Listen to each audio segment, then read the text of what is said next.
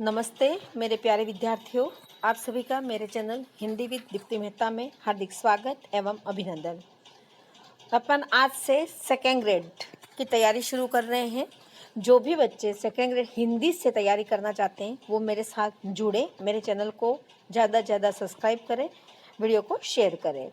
तो चलो, अपन ऐसे तो ये पुराना सिलेबस है पर हिंदी में ज़्यादा कुछ चेंज नहीं होता है। जब आपका विज्ञापन आएगा और सिलेबस आएगा तो सेम टू सेम यही आएगा। हो सकता है एक आध दो टॉपिक आगे पीछे हो सकते हैं, बाकी हिंदी के सिलेबस में कोई ज़्यादा परिवर्तन होता नहीं है।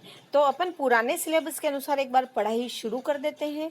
चेंज होने का जो होता है वो या तो व्याकरण के किसी टॉपिक का आगे पीछे हो सकता है, या फिर हिंदी साहित्य के इतिहास में जो कहानियाँ और वो जो पार्ट होते हैं वहाँ चेंज होने का हो सकता है। बाकी कुछ टॉपिक जो अपने बुक्स का है वो वैसा न वैसा ही रहता है। मैं आगे आपको समझाती जाऊंगी, पर अपन पुराने सिलेबस के अनुसार एक बार देख लेते हैं मोटे तौर पर कि अपना सिलेबस आता क्या है। ये पुराना सिलेबस है आपका सेकेंड ग्रेड, आपने देख लिया होगा। यहाँ लिखा हुआ है, देखो, सीनियर टीचर ग्रेड सेकेंड। आपका कुल ये जो है वो 300 मार्क्स का होता है, उसमें से सारे भाग डिवाइड किए हुए हैं। ठीक है, तो सबसे पहले हम देखते हैं। देखो, हिंदी का सिलेबस है ये हमारा। पार्ट फर्स्ट क्या आता है? तो पार्ट फर्स्ट जो हमारा होता है वह आपने ये देखा 180 नंबर का आता है। किस में से आता है? सिर्फ 9वीं 10वीं 11वीं 12वीं से आपके 180 नंबर का आएगा। अब इस 180 नंबर में क्या आता है? ठीक है, तो सबसे पहले तो वर्ण विचार आते हैं। स्वर व्यंजन के प्रकार, प्रयत्न और स्थान की दृष्टि से आपको वर्ण विचार पढ़ने। उसके बाद शब्द विचार पढ़ने। शब्द विचार में स्पष्ट दे रखा है कि इतना ही पढ़ना है आपको। तत्सम तद्भव देशज और विदेशी शब्द। उसके बाद आपको विकारी शब्द पढ़ने, संज्ञा सर्वनाम विशेषण क्रियाओं के भेद एवं उदाहरण। अविकारी शब्द पढ़ने, अव्यय के उदाहरण, भेद, वाक्य रचना, सारे प्रकार के वाक्य पढ़ने, वाक्य में शब्दों का क्रम, वाक्य भेद, आश्रित उपवाक्य के भेद व उदाहरण। फिर शब्द रचना, उसमें आपको पढ़ना है समास, संधि, उपसर्ग, प्रत्यय, भेद। ये सब आप अभी रीट में या कोई भी कंपटीशन के एग्जाम की तैयारी करते हो तो पढ़ चुके होते हैं, इसलिए अपने लिए कोई नया नहीं होता है। व्याकरण जो होती है वो कुछ भी नई नहीं होती है, क्योंकि आप सभी बच्चे वही सेकंड ग्रेड दे रहे होंगे जो अभी रीट की तैयारी कर चुके होंगे या पटवार की तैयारी कर रहे होंगे।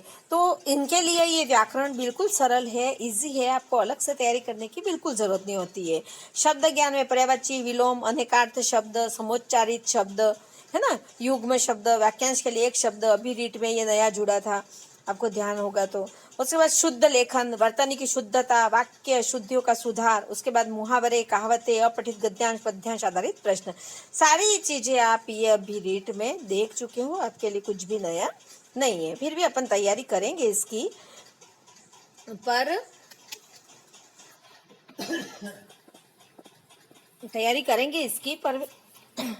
बाद में। पहले जो इम्पोर्टेंट है उस चीज को देखेंगे। उसके बाद आता है आपका टॉपिक राष्ट्रभाषा, राजभाषा, खड़ी बोली, देवनागरी लिपि के सुधार का इतिहास। यहाँ मैं बताना चाहूंगी कि ये टॉपिक आपका हो सकता है नए सिलेबस में रहे, नहीं रहे, जुड़े नहीं जुड़े, पर पुराने सिलेबस में था। उसके पश्चात आपका जो आता है वह है माध्यमिक शिक्षा बोर्ड राजस्थान अजमेर के नवीनतम सत्र के पाठ्यक्रम में समाहित समस्त रचनाकारों के 12वीं तक अनिवार्य हिंदी व ऐच्छिक हिंदी की समस्त पद्य एवं गद्य रचनाओं का समावेश पाठ्यक्रम में कर लिया जाएगा। यानी आपके 9वीं 10वीं 11वीं 12वीं की जो हिंदी की पुस्तकें हैं उस हिंदी की पुस्तकों के पाठों का समावेश होगा, जिसमें से आपके प्रश्न आएंगे। अब देखो, यहाँ पर अपने कुल मिला के 180 नंबर का, उसमें 80 नंबर की व्याकरण गिनो तो भी 100 नंबर का आपके इन पाठों से क्वेश्चन बनते हैं। 100 नंबर के मतलब अपन मानते हैं 50 क्वेश्चन अपने, है ना। तो बहुत ही इंपॉर्टेंट पार्ट है। अब आपके यहाँ पे 9वीं 10वीं 11वीं 12वीं अपन सबसे पहले यहीं से शुरुआत करेंगे पढ़ने का, क्योंकि इसमें कुछ भी चेंज नहीं होगा। पाठ्यक्रम में चेंज होगा, नीचे कुछ चेंज हो सकता है, ऊपर व्याकरण के टॉपिक में चेंज हो सकता है, पर जो पाठों का जो मैटर है उसमें कुछ भी चेंज नहीं होता है। तो सबसे पहले अपन 9वीं 10वीं 11वीं 12वीं के पाठों को पढ़ेंगे। मैं आपको साधारण तौर पे बता देती हूँ कि कक्षा जो 9 है, 9 की आपकी जो पाठ्य पुस्तक है जो अभी नई सिलेबस में आई है वह आपका है क्षितिज। ठीक है, क्षितिज भाग फर्स्ट है, फर्स्ट, और कृतिका भाग फर्स्ट, ये तो आपकी 9वीं की किताब है। ठीक है, 10वीं में यही किताबें हैं, सेकंड हो जाता है क्षिति सेकंड, प्रतिका सेकंड। 11वीं में आपके आरोह फर्स्ट, वितान फर्स्ट। ये 9वीं और 11वीं अभी चेंज हुए हैं, और 2 साल पहले या 3 साल पहले ये जो 10वीं और 12वीं की चेंज हो चुकी थी किताबें। तो ये जो पुराना सिलेबस था इससे पहले, जो अभी वर्तमान में सीबीएसई में चल भी रहा है, वही सिलेबस आरबीएसई में 9th और 11th में वापिस डाल दिया गया। कुछ नया नहीं है, सब कुछ पुराना ही है। पुराना अगर किसी ने पहले सेकेंड ग्रेड दे रखी होगी तो इन किताबों को शायद पढ़ा भी होगा। उसके बाद आपका कक्षा 11th में है तो आरोह फर्स्ट है ना, आरोह फर्स्ट, और है वितान फर्स्ट। वितान फर्स्ट ये तो आपकी अनिवार्य बुक है, ठीक है। और ऐच्छिक बुक आपकी जो है वह है हिंदी अंतरा। कौन सी ऐच्छिक बुक?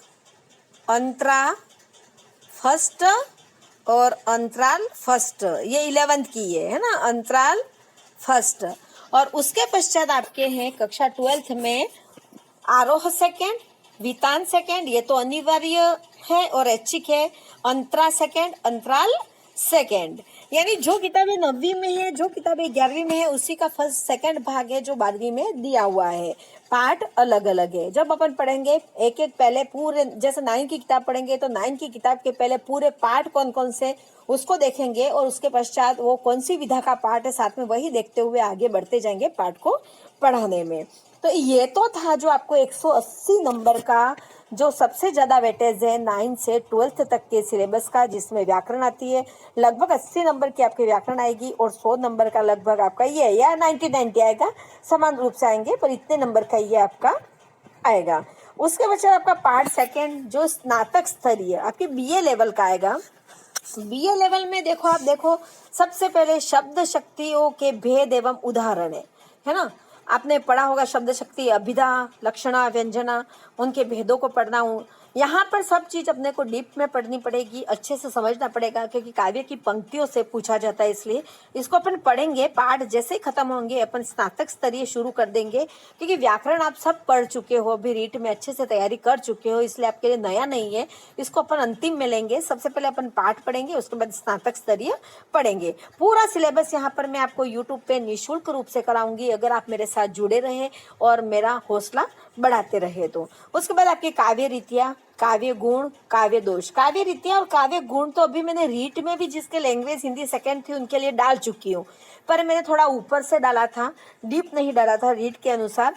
फिर भी अपन वापिस पढ़ लेंगे उसको, पर अभी फिलहाल अगर आप देखना चाहते हो तो मेरे प्ले लिस्ट में जाके काव्य की रीतियाँ, काव्य के गुण देख सकते हो। और काव्य के दोष, यहाँ दोषों को बता दिया गया कि यही दोष आपके सिलेबस में पूछे जाएंगे। ज्यादा डीप आपको नहीं जाना है। श्रुति कटुत्व, ग्राम्यत्व, अप्रतित्व, क्लिष्टत्व, अक्रमत्व, दुष्क्रमत्व। अभी आपको लगेगा ये क्या है, पढ़ेंगे आपको बिल्कुल ईजी लगेगा इसको समझने में। हो सकता है नए सिलेबस में कुछ ज्यादा हो जाए, कुछ कम हो जाए, पर रहेंगे, ठीक है। उसके बाद अलंकार, छंद और रस। अलंकार में यहाँ स्पष्ट कर दिया गया कि यही अलंकार आपके एग्जाम में पूछे जाएंगे। जैसे श्लेष है, यमक है, उपमा है, आप जानते हो, शब्द अलंकार है, फिर रूपक, उत्प्रेक्षा, विभावना, असंगति, संदेह, भ्रांतिमान, विरोधाभास, मानवीकरण। तो कुल मिला के 1 2 3 4 5 6 7 8 9 10 और 11 अलंकार अपने को यहाँ पर पढ़ने। नया सिलेबस आएगा, ज्यादा जुड़ जाएंगे, कम हो जाएंगे, तो उसके अनुसार अपन देख लेंगे। उसके बाद छंद है आपके, छंद में है ध्रुत विलंबित, हरिगीतिका, कवित्व, सवैया, दोहा, सोटान, चौपाई। तो आपके शायद 6 छंद है इसमें। सिलेबस के अनुसार कोई चेंज होता है तो देख लिया जाएगा, नहीं तो इन 6 छंदों को अपन पहले पढ़ लेंगे। फिर रस का स्वरूप एवं रसा अवयव। यह तो आपका स्नातक स्तरीय में ये भाग जो है वो अनिवार्य रूप से एग्जाम में रहता ही रहता है, नहीं हटता है, कुछ भी नहीं हटता है इसमें से। हो सकता है एकाध अलंकार बढ़ जाए, कम हो जाए, एकाध छंद बढ़ जाए, कम हो जाए, इसके अलावा इसमें कुछ भी चेंज नहीं होगा।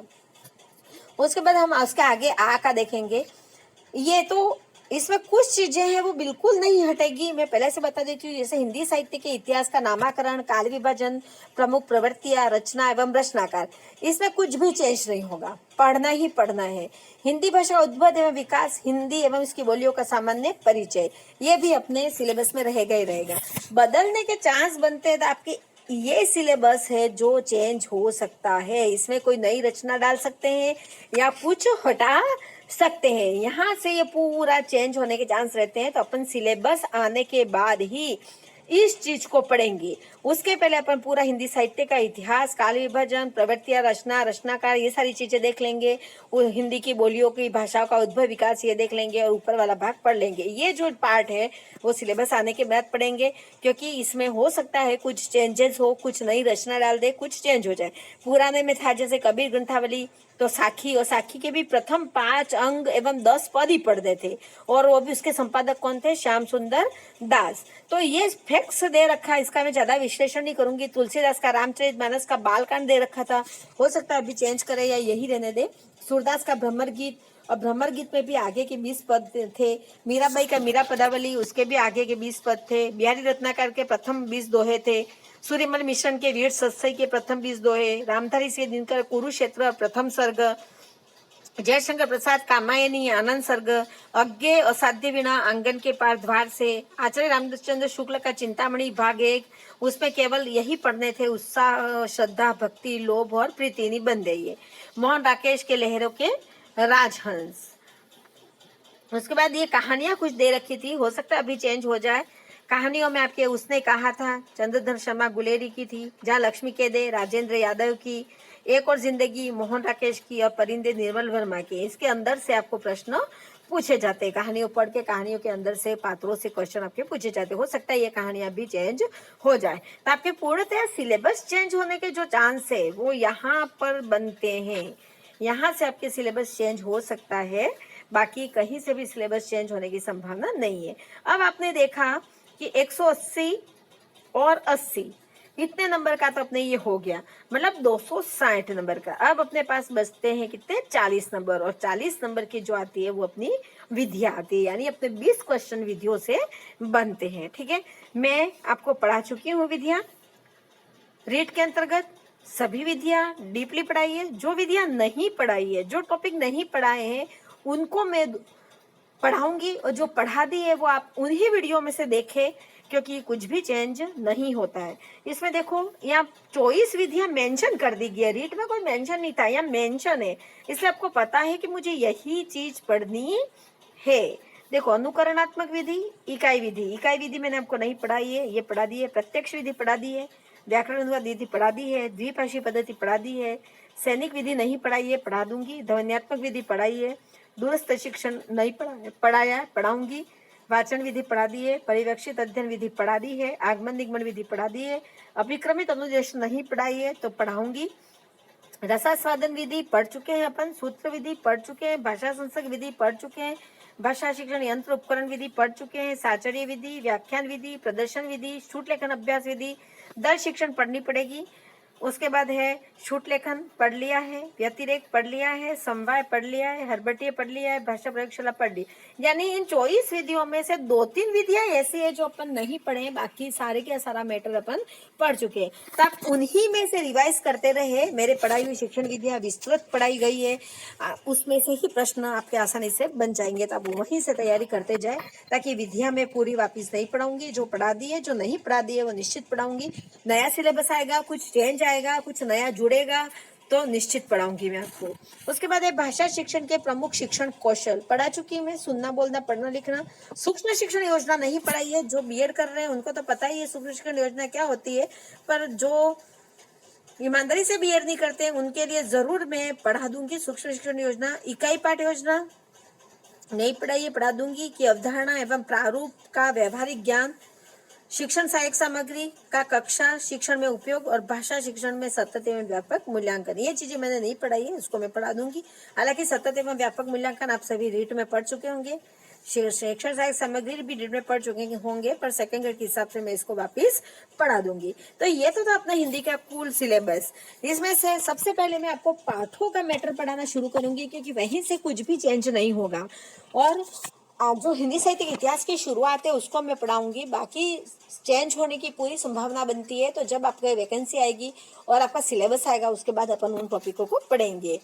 तो देखो, मैं आपको यहाँ पर ये बता देती हूँ कि इस सिलेबस में कैसे कैसे है कि आपका the question paper will carry maximum 300 marks का होता है। 150 क्वेश्चन आते हैं आपके, और 2 आवर्स 30 मिनट, 2.5 घंटे का अपने को पेपर सोल्व करने का समय मिलता है। और question paper will carry 150 question अपने कुल होते हैं, जो एक प्रत्येक क्वेश्चन 2 मार्क्स का होता है।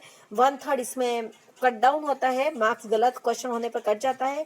अब इसमें देखो आपको मैंने साथ में बता ही दिया, 12वीं तक का जो है वो 180 नंबर का है, बीए का है वो 80 नंबर का है, और अपने जो मेथड्स है वो 40 नंबर के, क्योंकि आपके 300 नंबर के होंगे।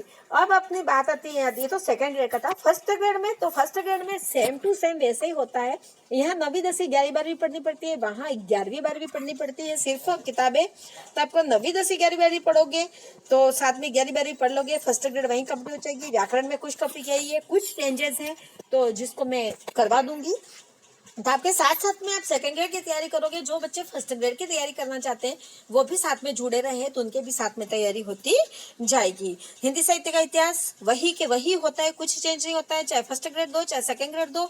शब्द शक्तियाँ, काव्य रीतियाँ, काव्य गुण, काव्य दोष, ये भी सारी चीजें, छंद अलंकार, सारी चीजें वही रहती है। कुछ ज्यादा होता है, कुछ कम होता है।